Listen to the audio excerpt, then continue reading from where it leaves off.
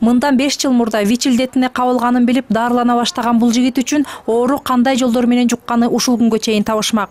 Ал курамында химикаты бар дарыны күнүнө 1 рет кабыл алууга аргасыз. Буга чейин өлкөдөгү СПИД оорусуна чалдыккандарды дарылоо глобалдык фонддун каржылоосу менен жүрүп келгендиктен ага дары бекер берилчү. Эми эл аралык фонд каржылоону келерки жылдан тартып токтоторун уккандан бери санаа чегип жашап келет. Себеби 1 айлык дары ичүүсүнө $1000 тегерегинде каражат кетет.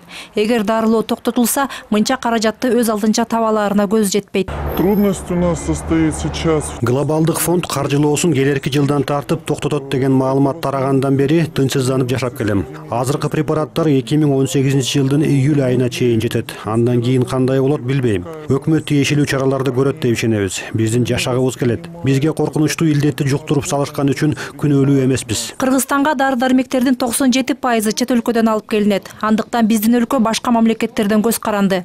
Айрым дары-дармектерди Кыргызстандын аймагына алып кирүүгө уруксат алынган эмес. Мындай кырдаал өзгөчө СПИД, кургак-учук, гепатит С, онкологиялык оорулар сыяктуу оор илдеттерге кабылгандар үчүн кыйынчылык жаратат. Деньги есть, а не можешь приобрести нужные лекарства.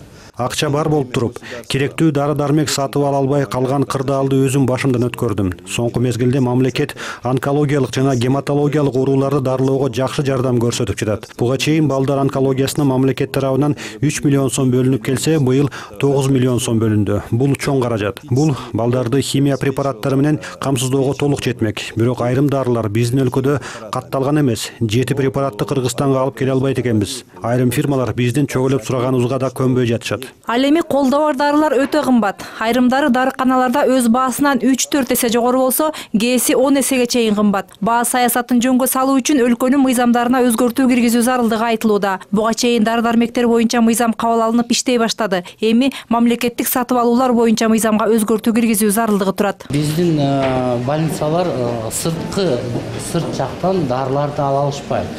Заводдордун өзүнөн жанагы сырткы дүйнөлүк организациялардан дарыларды ала алышпайт.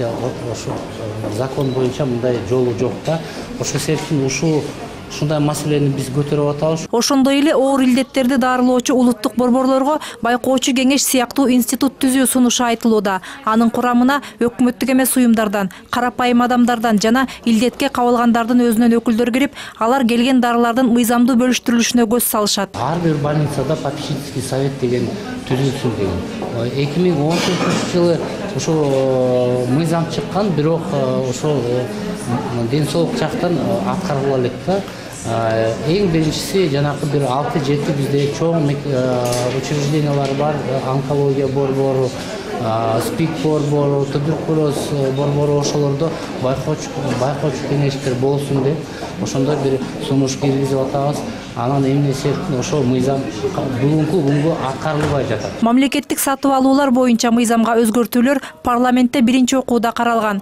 Келерки талкууга чейин жаңы сунушталып жаткан нормаларды киргизүүгө жетишебиз деген үмүттө. Анын ичинде 40ка чукул таңсык препараттарды өлкөгө алып кирүүгө уруксаат берүү жагы да каралган.